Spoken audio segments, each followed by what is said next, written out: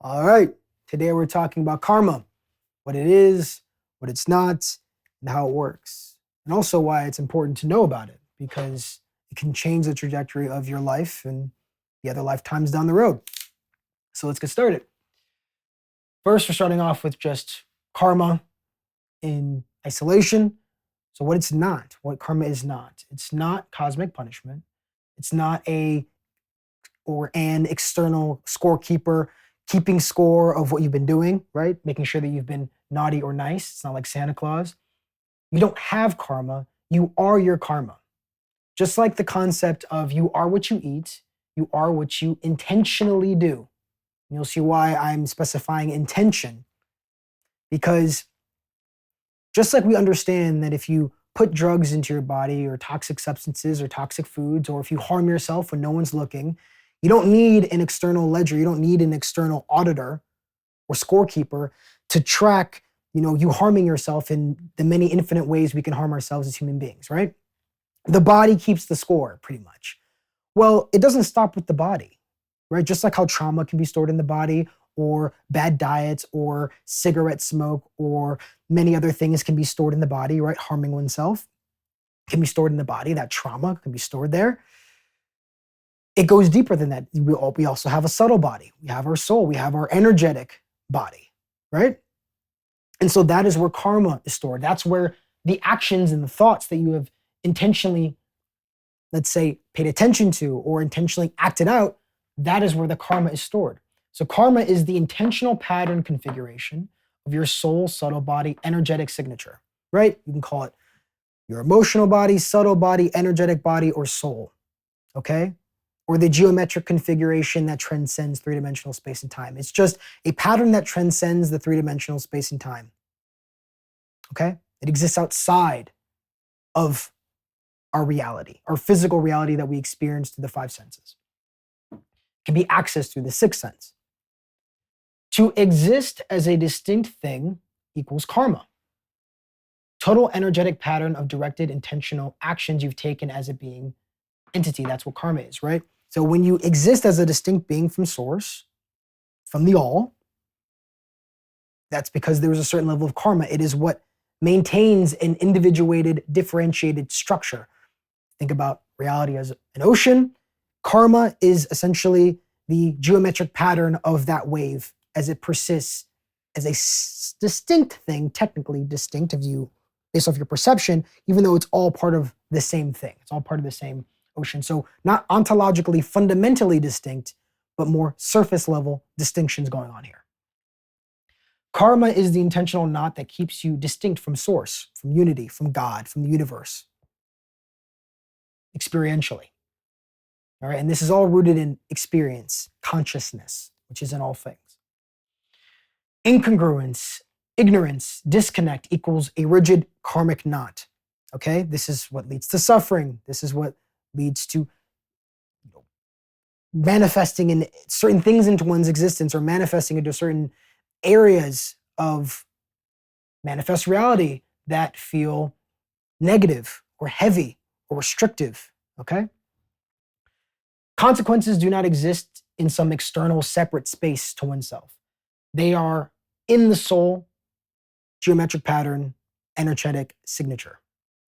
Think of it like this, the law of conservation, right? Energy cannot be created or destroyed. It can only be transformed. It's all here. It's just being reconfigured into different permutations and modes and apertures. All the things that we experience and we see around us, okay? And so karma is existing at that deeper layer. Actions, consequences. So an action and its consequence, the cause and its effect, right? Even though I don't believe in cause, but I believe in actions and consequences. This binary, right? It's like two sides of the same coin, just like heads and tails are part of the same coin, right? Actions and consequences are two sides of the same coin. They cannot be, let's say, disconnected, okay? Pattern contains its own balancing. So, but this is where it's going to get confusing, I think, for some people, because you're saying, okay, well, if a bad action is inextricably linked to a bad consequence, and a good action is intentional action is inextricably linked with a good consequence, well, then why do good things happen to bad people? Why do bad things happen to good people? Kind of a thing. And that's partially because of 3D time delay. Well, first, karma is also not just one incarnation, it's across lifetimes. So that's one thing that needs to be considered, right? And then another thing that needs to be considered is that 3D time delay, meaning that we tie certain consequences to our actions and we think, oh, because I did this good thing on Tuesday and this good thing happened on Wednesday, they're linked. Or, when I apply for school and I try really hard on my application, that's why I got in. Well, not necessarily. Not saying that's not the case. But what's happening is that there's a delay, right? So that's why you can accumulate good karma but not see the fruits of that karma until maybe even another lifetime. There's a delay happening because of this space. And what needs to be understood fundamentally is that what you don't integrate, face, or dissolve in the present moment, you will carry with you and it will manifest externally, reminding you essentially that you need to work with this karma. This is something that Carl Jung subtly touched on, which was what remains in the unconscious essentially will manifest externally and you will call it fate, okay? And while I don't believe in an unconscious because everything is different levels of consciousness, that introduces a dualistic binary that I don't agree with, what it touches on that's real is that what you're seeing externally manifest is reminding you of things that must be internally dealt with or realigned. This is what the yogic schools or Hindu schools like the Vedanta, this is what they discuss. All right? So when it comes to karma, the most important thing is going to be intention. Karma is not just action. The root is intention. So behind, or let's say underneath every action there's going to be some intention going on. Okay? And that intention can be rooted in your own personal intention, your own personal will, or it could be subject to another aperture's or another entity's will or intention. So this is why it's very important to become mindful and aware of what you are intentionally putting out there, what you are thinking, or where you're pointing your attention intentionally, okay? Because the more unintentional you are, the more that you are subject to other aspects of creations, other entities, intentions, and will that will not necessarily and actually always not be in your best interest, because any entity that intentionally wants to impose their will upon you does not have your best interest in heart, period. The same action can carry good, bad karma. What matters most is intention. Now, obviously, there are certain actions that are inherently negative, which will always carry bad karma to a certain degree, but that is modulated by intention. And then there are certain more benign, casual actions, like, say, eating food. If you're eating unhealthy food with bad intentions, a bad intention would be because you feel insecure or with negative emotions, you're going to feed that energy. But if you're eating, let's say, cake on your birthday, or you're eating some junk food with the love of your life and you're having a great time, that's not going to accumulate bad karma in the same way. All right? So intention is what matters most. It's rooted in our laws as well, right? When somebody gets a higher penalty in the legal system, what matters a lot is what were the intentions behind that action. Okay? It could be the difference between 1 year in prison and lifetime in prison. Or actually even just, probation, right? No time in prison. The intention, and then also how you act afterwards as well. The intentions that persist. So intention going into the action, but then also the intention that comes after the action. Intention is what manifests reality. It's what collapses the wave function, essentially, in quantum mechanics. Transforms the infinite into the finite. So manifestation, all that manifestation really is it's constraining infinite potential into finite, manifest, actual, right? So intention is what does that. It's directedness. It's this, not that. Intention exists at a deeper layer than action. Like I said before, it's what precedes action. It's more fundamental. So karmic debt, and by karmic debt, we're specifically thinking of negative karmic debt, right? Bad karmic debt. Involves distortion, incongruence in your intentional energetic pattern. Separation. It's like a knot, energetic karmic knot. So karmic work yoga, meditation, mindfulness activities, things that alleviate, burn karma, specifically bad karma, because that's what produces that suffering and separation, can be seen as spiritual entropy, or otherwise known as reintegration back to source. It's healing. Okay? So consciously burning, dissolving karmic knots that keep you separate is the work. Some people call it shadow work, some people call it healing, some people call it yoga, right? Buddhists call it mindfulness or alleviating suffering, right? It's working with karma. So these activities like meditation, yoga, fasting, service, forgiveness, connection, dharma, okay? Treating yourself well, focusing on what you want and what is aligned, moving from separation to unity and connection to other people as well, treating others the way you would like to be treated, forgiving others, forgiving yourself, the same thing, right? It's all the same process. There's no clear line distinction. What you do to others, you will do to yourself. What you do to yourself, you will do to others. It's that simple. Intentionally accumulate good karma and intentionally dissolve bad karma. And really what accumulating good karma is just dissolving bad karma. It's moving towards unity, moving towards treating others like yourself, as opposed to treating others as separate, because that increases suffering, that increases bad karma, and that will come back to you as a reminder that, hey, there's more karma that needs to be worked with here. It's reminding you constantly through your, and most subtly and most fundamentally through your emotional guidance system. Positive emotions means you're moving towards the proper direction, towards unity, depending on your perspective, right? Or negative emotions means you're going in the opposite direction, towards separation, seeing yourself as separate from others. Okay, and that can involve pride, that can involve desire as well, things that we deem or think as good, right? Feeling pride or feeling, pleasure, that's still separation, it's different. Reincarnation. This kind of all ties into, okay, we have the how it works, what it is, what it's not, but, why do I care, right? Well, because of reincarnation. Level 2 body reintegrates back into nature. We call that death. Right? The body dies, reintegrates back into nature. Some people call it chaos or entropy. The level 1 energetic karmic pattern persists, right? The soul, the energetic body, persists. It is not defined completely by one singular manifest incarnation.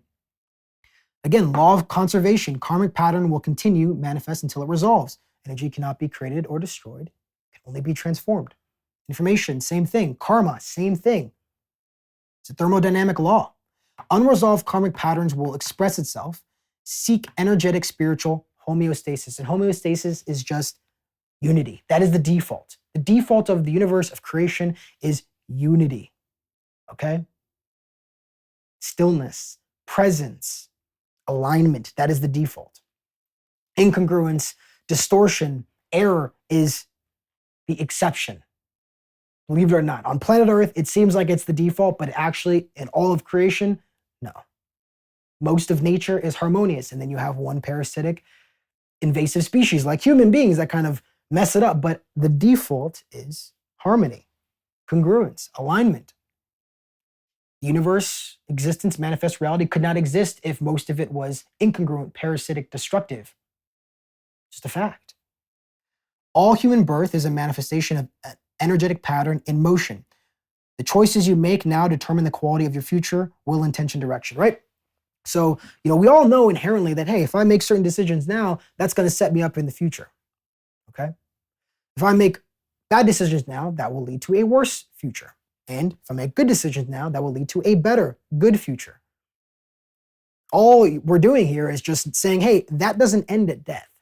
It continues on, it persists.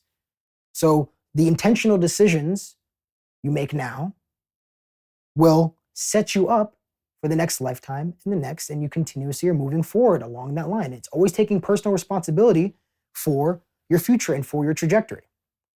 The life that you've manifested up to this point can't be changed because it already happened. You're here, you're in the present moment, but you can use the present moment to redirect the ship intentionally to lead to a better future. And we all have that ability. We all have that capacity to certain differing degrees, right? Not everyone has equal opportunity or equal freedom That's obvious. But we all have a certain amount to move the needle in the direction we'd like. Doing our best. And that's all that matters, is doing our best. Okay? Not feeling guilty, not shaming ourselves and others, but doing our best to intentionally direct our lives to the best of our ability. And that can depend on our current situation and our karma. We all have the choice, free will, to decide how we return back to source. So this is over time. Again, not every single version of yourself has full, infinite possibilities, meaning that you have the ability to redirect your intention or redirect your attention using your intention, using your will. But we are all part of one living conscious universe, and that is determinate. So there are certain things that are fundamentally determinate. Not every aspect of existence is up for grabs. Like, we are returning back to source whether we like it or not, which, it's an alignment process. But within that return back to source, we have the ability to return back to source in whatever way we choose. We can do it the hard, keep it simple. You can do it the hard way or the easy way, right? You can do it the conscious way or the less conscious way. All right? You can do it kicking and screaming or skipping through the tulips. That's our choice intentionally. And then happens over lifetimes too. So don't even think of it just in one lifetime. But again, this is multiple, happening over hundreds, thousands, sometimes a million lifetimes. You have to think about the super long game. Return to source, spiritual entropy, is not optional. So that's the one thing that is deterministic in a way. But within that determinism is infinite possibilities, is infinite or logical possibilities. Let's put it that way. It is an inescapable law for all finite beings. A finite being can't be infinite, impossible. So a finite entity is going to return back to source at some time, because a finite entity cannot be infinite in any capacity, any characteristic, right? Once it's infinite, it is the substrate, it is the all, it is the creator, unity, God, source, whatever, universe, whatever you want to call it. The friction, resistance to this reintegration leads to suffering, incongruence, separation. Like I said before, you can do it in alignment. This is what people call doing your dharma. This is what people call joy or presence or just congruence or flow state. That's doing it naturally. That is doing it purely in alignment, or enlightenment is another way of saying it. But most of us are struggling along the way because of our own ignorance, because of our own incongruence, and because of the ignorance and incongruence of the world and the people in power and all the bullshit that's going on in the world, right? Dealing with their shit. It's annoying, but this is our lesson to learn. Being awareness, love, forgiveness to the internal blocks, or bring awareness, love, forgiveness, the internal blocks that keep you out of alignment, congruence with the will intention of the all. So the more that you are in alignment with your nature, who you truly are, which is a unified, distinct being, the less suffering there is. And the more that you can alleviate that bad karma, burn off that bad karma. But it always starts internally. That's how we can move the compass or move the needle in the proper direction. And by proper direction, the direction towards positive emotions, positive feelings, positive alignment, internal congruence. Thank you for your time. Cheers.